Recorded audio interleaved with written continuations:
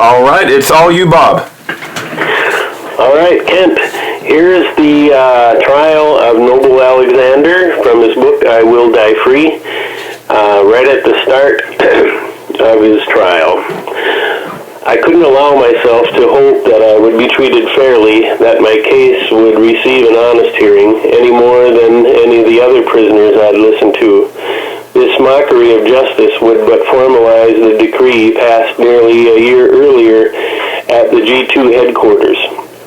I remembered all too well the interrogation officer's pronouncement, "You will prefer dying, because those dead are better off than you will be. I'm going to sentence you to 20 years. When my turn came, a military guard led me to the courtroom inside the La Cabana fortress. The sight of khaki and brass met my eyes as I stepped inside the courtroom.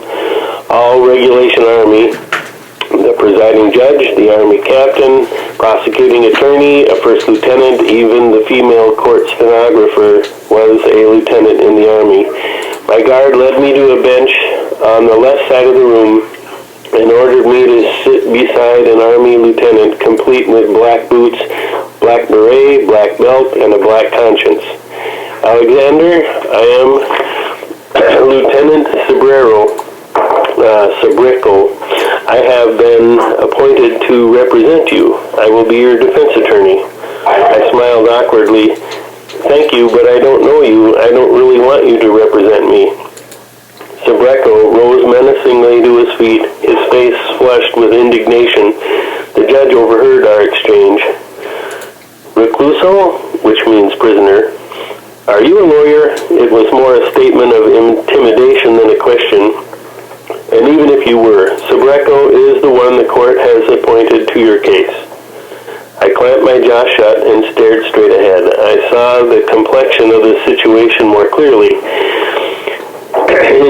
Instead of having a defense attorney to represent me, I had two prosecuting attorneys. After the judge called the courtroom to order and read the list of crimes I had supposedly committed, I was called onto the stand. The prosecuting attorney stood beside his desk holding a sheaf of official-looking documents in his hand. According to our records, you conspired to place a bomb in President Fidel Castro's plane in 1963. What do you have to say about that? In 1963, I asked? I admit to being both a spiritual and a physical being, but as yet have never managed to be in two different places at the same time. The prosecutor scowled. Explain yourself. If you check your prison records, sir, I said, you will see that I have been detained by the military since February of last year, 1962, and you say that this year, 1963, I plotted to put a bomb in Castro's plane? The prosecutor turned to the judge and requested a short recess, which he granted. After a few minutes, the trial resumed, with the prosecuting attorney continuing his case as if the time discrepancy had never been mentioned. The attorney explained for the court just where the plane had been, where the soldiers guarding it had stood, and just how I supposedly planned to plant the bomb. Is that how it happened, Mr. Alexander? Sir, if what you say is true, if the nose of the plane was guarded by a sergeant, each wing guarded by a soldier, and the headquarters is at the tail, how could I have gotten anywhere near the plane? The prosecuting attorney dismissed my question with a wave of the hand. You watched and waited until the soldiers weren't looking. In a moment, he snapped his fingers, in a moment you could do it. But sir, surely you can see that. The judge pounded his fist on his desk. Shut up, you nigger. Then, regaining his composure, he leaned back in his chair, put his feet up on the desk, and pretended to sleep. Stunned, I stared up into the distorted face of the white communist judge seated before me. Never in my entire life had I experienced the cold hatred of racial persecution. I remembered how, years earlier, a friend of mine, Luna Lira, had argued that the only way a black man could get a decent education in Cuba was by serving in the army long enough to have the government pay for it. The prosecuting attorney strode over to where I stood, grinned into my face. "We took you off the tree, we cut off your tail, and we dressed you, and now you are against us." The racial slur that I was no more than a monkey came through all too clearly. I stared straight into my accuser's eyes and replied, "All you have taken from me is the banana in my hands," meaning they had starved me. The judge snapped awake and snarled, "Can't any of you shut him up?" Chastised by his commanding officer, the prosecutor swung his arm with all the force he could muster, and backhanded me across the mouth, then returned to his seat. My head reeled and my cheek stung from the sudden slap. My lawyer strutted across the front of the room and began his defense.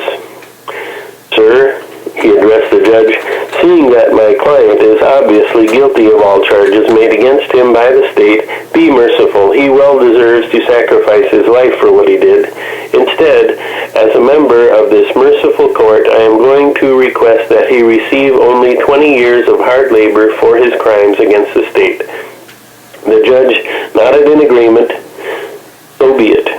Humberto Noble Alexander, you have been tried and convicted of conspiring to assassinate President Fidel Castro, of aiding and abetting the flight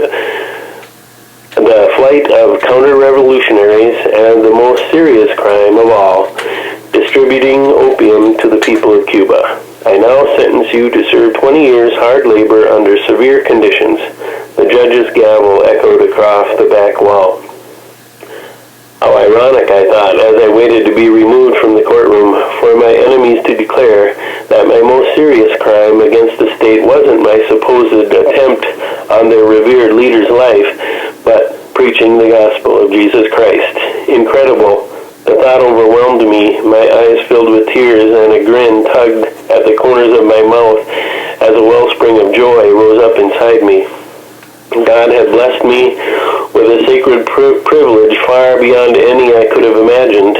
If ever before I had questioned the wisdom of the choices I had made that led to my arrest, my eyes were now open.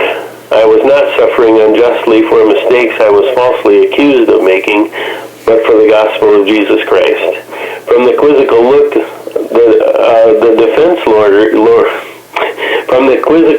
the defense attorney gave me, my smile must have broken through in spite of my efforts to conceal it. I thanked God for revealing the truth of my situation to me. I remembered the words of the Apostle Peter, "What glory is it if, when ye be buffeted for your faults, ye shall take it patiently? But if, when ye do well and suffer for it, take it patiently, this is acceptable with God. For even hereunto were ye called, because Christ also suffered for us, leaving us an example that ye should follow his steps."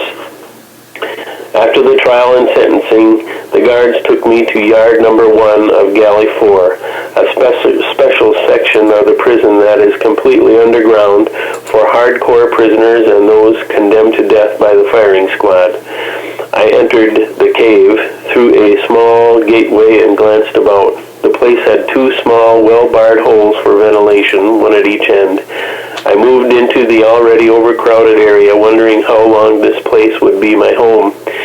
2 days later, the guards informed us that whoever had money could purchase a few extra food items, such as bread, sugar, candy, crackers, and cigarettes.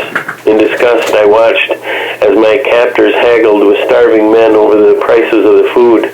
How absolutely crass, I thought. How typical of their inhuman behavior. I wasn't surprised, yet I wondered at what point a guard traded his humanity and compassion for a few extra pesos the government might throw his way. All right, that's it. Wow, thank you, Bob.